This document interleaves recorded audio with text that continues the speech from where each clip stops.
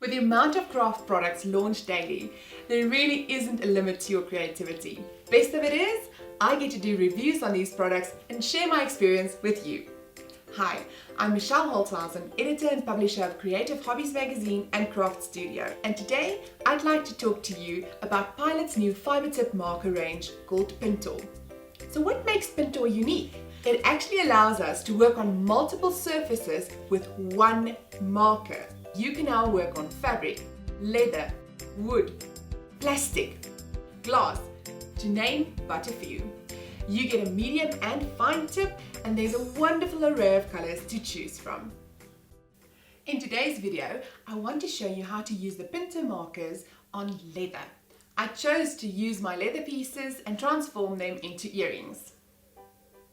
This is what you'll need: a template, leather pieces, a pair of strong scissors, a black Pintor marker, fine, a pen to trace, beads, findings and tools to put together your earrings. Let's start. So take your templates and position them on the leather. Trace and cut out all the pieces. I've already prepared mine for you. I'd like to show you how to ink your Pintor fiber marker. Tap on the tip of the fiber until you see the ink coming through. With the fine tip markers, it actually saturates very quickly. When your pen is inked and you're ready to go, let's clean up the area. On the smallest leaf, I chose to make it look like a leaf. So using a straight line down the middle, and then feathering on the outside. Repeat this for the other side.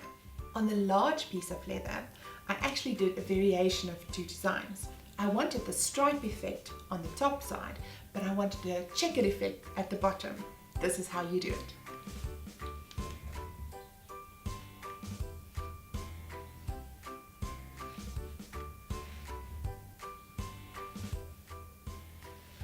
Once you're happy with your design, leave them to dry for at least 24 hours.